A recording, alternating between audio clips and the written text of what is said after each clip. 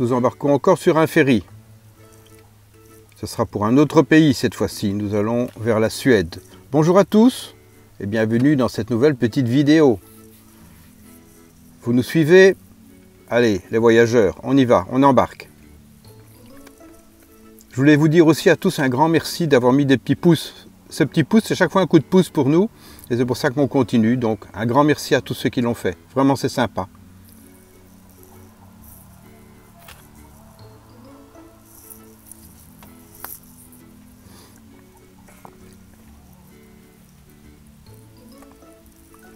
Nous quittons Vaasa, comme on dit, Vaasa, puisqu'il y a deux A, vers Umeå. Umeå est un port qui se trouve de l'autre côté du golfe de Botnie, toujours en mer Baltique, là.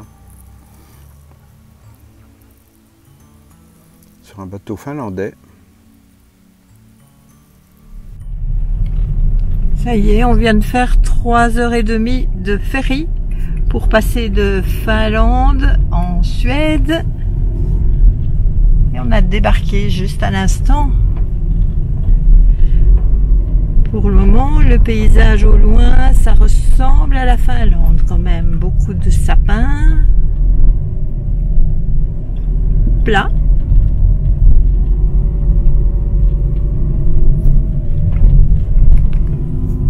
On va voir. On passe la douane. Rien à déclarer. Sûr? Sûr. Auto, tais-toi. Bien, la Suède n'a pas été notre pays préféré, hein. Essentiellement à cause de l'insécurité qu'il y a dans les villes. Elle est assez embêtante là. Mais sinon le pays est assez plat et bon, on n'a pas été sous le charme comme nous l'avons été surtout en Norvège en fait. En Norvège, ça reste le numéro 1. Mais le voyage n'est pas fini. Ce qu'on a vu aussi en Suède, c'est ces ponts qui sont fabriqués de manière très particulière. Alors carrément sans dessus-dessous.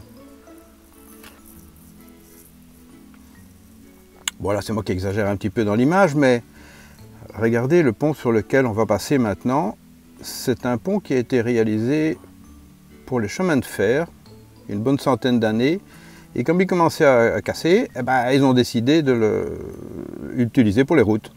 Donc je passe d'abord à pied pour m'assurer de la solidité. Et Yannick va me suivre, quand je serai de l'autre côté, hein, va me suivre en van. Non, je rigole. Non, il est quand même encore assez solide pour une voiture, mais pas à deux, hein, pas à deux. Et impossible de se croiser au milieu.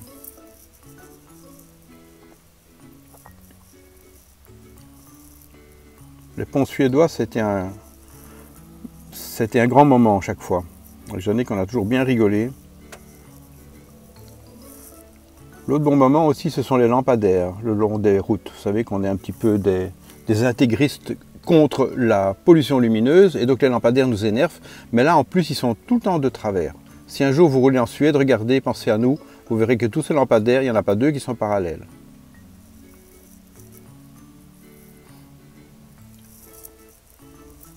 Une fois qu'ils ont fait ce pont-là qui commençait à craquer, ils ont décidé d'en faire un autre en béton. Le voilà. Mais je ne sais pas si vous voyez derrière, après 50 ans, ce pont en béton commençait aussi à craquer. Donc ils ont fait un troisième pont. Ça, on voulait quand même aller les voir de plus bas. Alors on s'est un petit peu promené autour de ces ponts.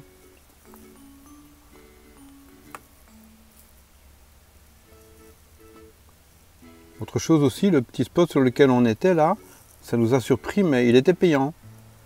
Et il y avait du bois aussi pour faire des feux. Mais là aussi, les bûches, il fallait les payer. Bon, on n'a pas fait de feu, on n'a pas payé parce qu'il fallait le payer en couronne sur un site internet très particulier à eux. Donc, on est parti sans payer. Voilà, je l'avoue. Sinon, c'était très tranquille, à part le passage d'un train ou deux. C'était vraiment très... toutes les petites crasses qui traînaient. Oui, Yannick me le rappelle, c'est vrai qu'on a ramassé plein de petites crasses qui traînaient autour du van. Sur le parking là, on a tout ramassé pour le mettre dans la poubelle. On avait une grosse poubelle. Et ça c'est aussi un problème, c'est ces poubelles. Vous vous rendez pas compte à quel point il est difficile de jeter des poubelles dans certains pays. Les pires, c'est la Finlande, la Suède et la Belgique. Ce sont trois pays où il est impossible de jeter. Il n'y a pas de poubelle en fait. Et l'Allemagne? L'Allemagne, c'est non, ça va, il y en a encore sur les autoroutes, il y en a, c'est un petit peu, mais la Belgique, la Finlande et la Suède, c'est une catastrophe.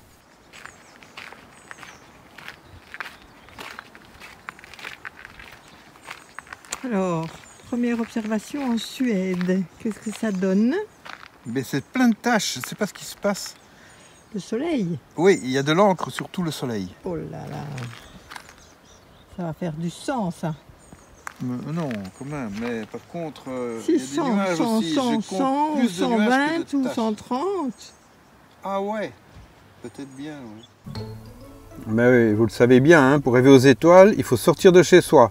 Vous le faites, ça, j'espère. Hein. Regardez les lampadaires, regardez.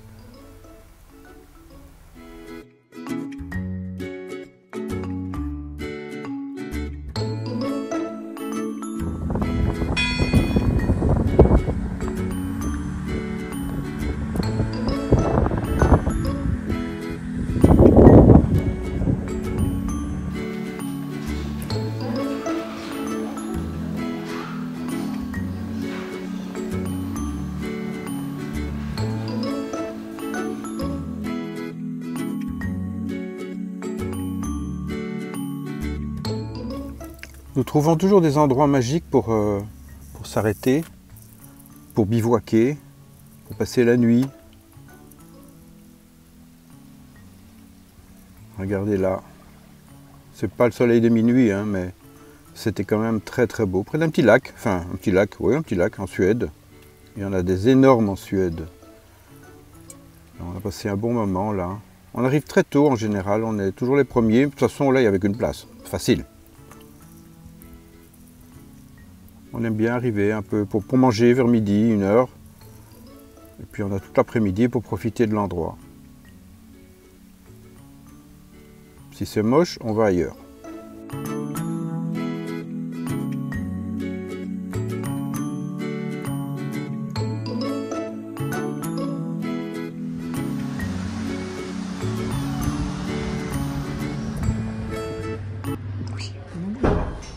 Bienvenue.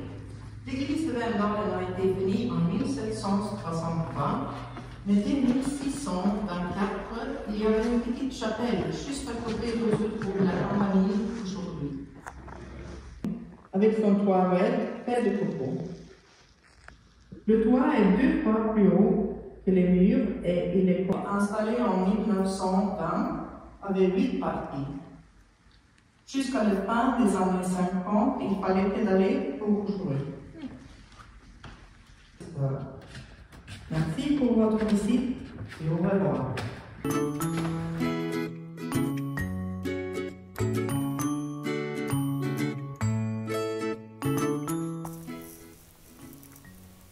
Toujours un peu inquiet pour les ponts ou les passerelles. La Jannick passe d'abord pour assurer la solidité et puis moi je suis avec le van. Vu mon poids. Piste. On vient de quitter la route principale, après l'autoroute assez importante quand même. Et puis on se trouve sur une piste en Suède. Il faudrait ça. Une fois. Mais c'est pareil en Finlande. Pareil. Cette piste faisait 26 km, 13 devant nous, 13 derrière. Alors là, sur ce genre de pont, ça passe ou ça casse. Non, ils ont un problème. Les ingénieurs de ponts et chaussées en Suède devraient faire peut-être une petite révision de leur cours. Très peur. Vous savez qu'ils coupent énormément de bois en Finlande et surtout en Suède, et que ce bois est envoyé en Norvège. Parce que là, ils l'utilisent beaucoup et n'ont pas envie de casser leur forêt, de démolir leur forêt, ils n'en ont pas tant que ça, et donc ce bois vient de Suède ou de Finlande. Ceci explique comment les maisons norvégiennes sont faites en bois. Oui, Jannick a réussi à me trouver encore une cascade. Ça va devenir difficile, hein, Jannick, en Danemark ou aux Pays-Bas, les cascades, dur, hein? Ça c'est dur, ça va être dur, ça va être très dur.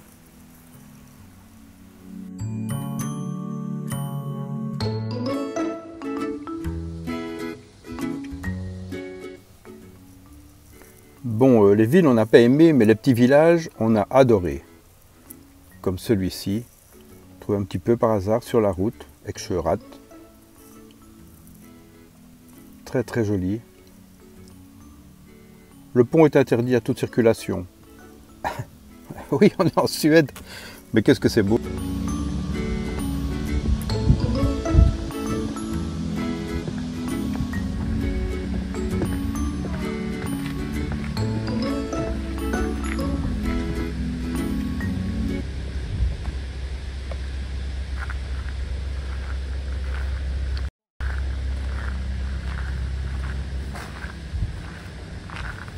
On peut pas y voir. C'est fermé.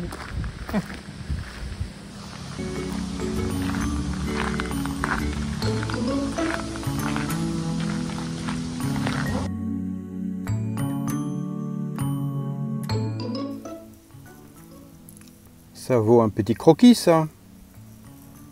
Allez, on prend le matériel. Juste de l'encre et du café. Ça suffira cette fois-ci.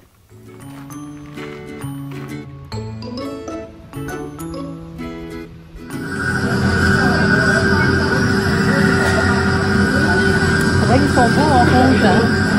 Bien.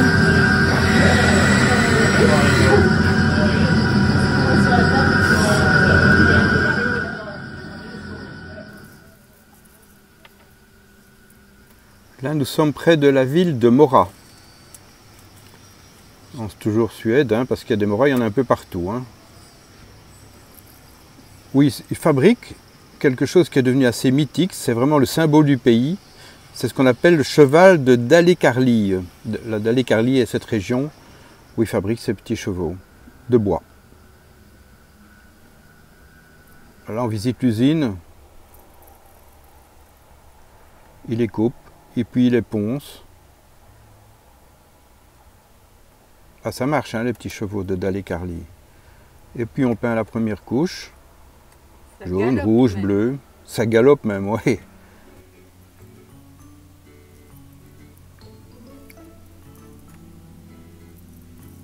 Ça sèche. Le séchage prend un peu de temps.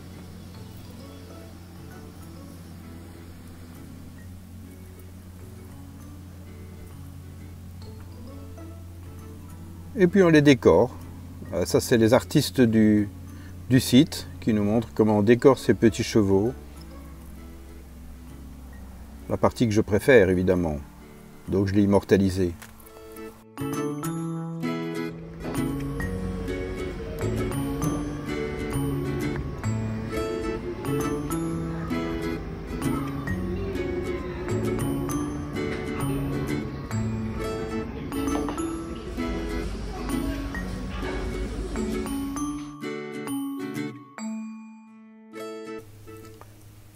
Là, nous refaisons du sud, plutôt de l'ouest. On va un peu vers la frontière norvégienne, en fait. Et un truc qui nous étonne toujours, c'est ces poteaux qui sont dans tous les sens. Pourtant, Jannick voulait s'en rassurer et vérifier que les arbres, eux, sont bien droits. Et vous voyez, les arbres sont bien droits. Eux.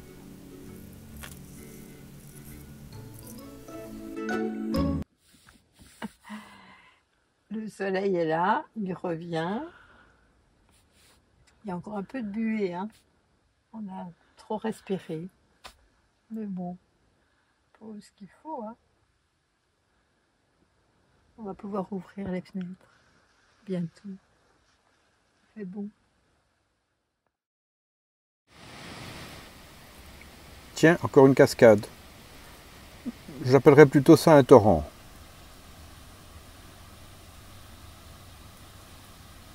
Mais Jannick reste subjugué.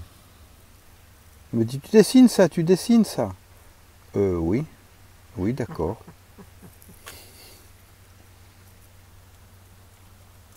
D'accord.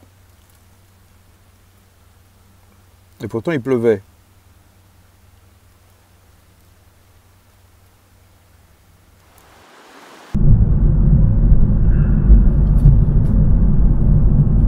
Ah bah tiens, Ikea en Suède. Mais pourquoi donc est-ce mythique? Allez, on y va quand même, hein.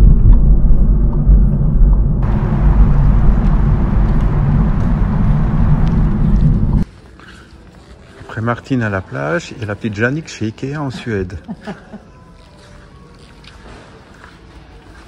On n'est pas sorti, hein. Pour une fois. Pour une fois. C'est vrai qu'il n'y en a, on n'en a pas trouvé ni en Finlande ni en Norvège. Alors ici, c'est pas mal.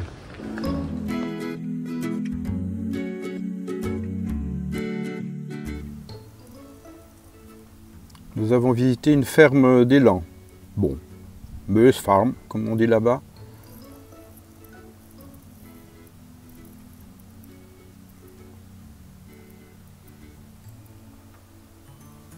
Bon, on en a vu tellement dans la nature que c'était un petit peu plus triste là. Artificiel en tout cas, oui. Artificiel, ouais, c'est vrai. C'est quoi pour toi? D'après moi, c'est des traîneaux. C'est pas des bateaux. Enfin, il y a les deux sans doute. Hein. Et quand il y a une double ligne comme ça c'est des traîneaux, d'après moi.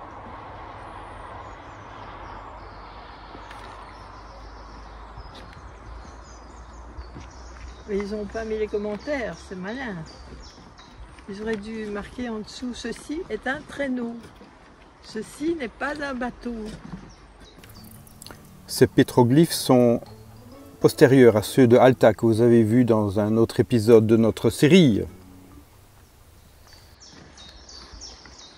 Il y a des traîneaux à rames et des traîneaux à voile. Hein? C'est des traîneaux à chiens. C'est des bateaux tirés par les chiens. Non.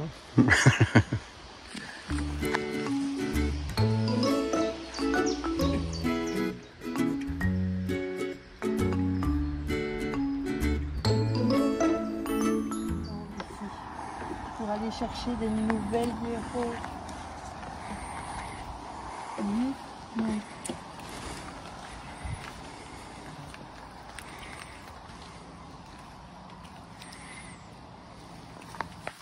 Ici un petit cœur. Je sais pas s'il dessine déjà des cœurs, mais on dirait un petit cœur. Un morceau.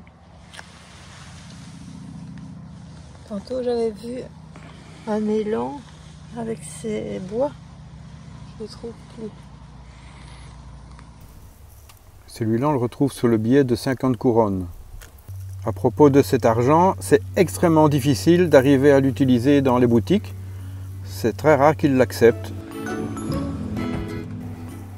Et voici un pétroglyphe tout à fait extraordinaire que j'ai découvert lors d'un bivouac. Regardez, un garçon ou un homme en train d'observer avec un télescope astronomique. Regardez, ça ressemble un peu à ça. Vous voyez sur la pierre? On vous invite avec nous à visiter ce petit village de pêcheurs, super joli. Mais là, nous ne sommes plus sur la mer Baltique, du tout. Nous sommes de l'autre côté, sur le Skagerrak.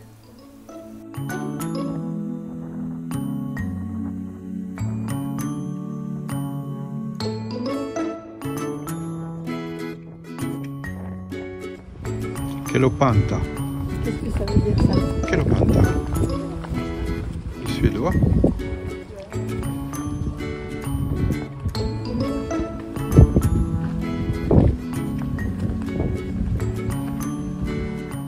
Le symbole pour le carouage, sans doute.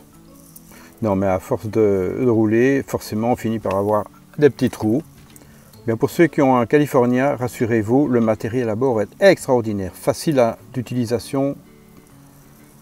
Rien qui bloque, tout est facile. Vraiment, c'est très, très, très agréable à utiliser. Et voilà le dernier tour de clé. Nouveaux pneus, nouvelles aventures. C'est pas terminé pour des aventures. Pour celle-ci, c'est terminé parce que nous allons vers le Danemark maintenant. Mais ça, c'est une autre histoire. Au revoir à tous. À bientôt, bye bye.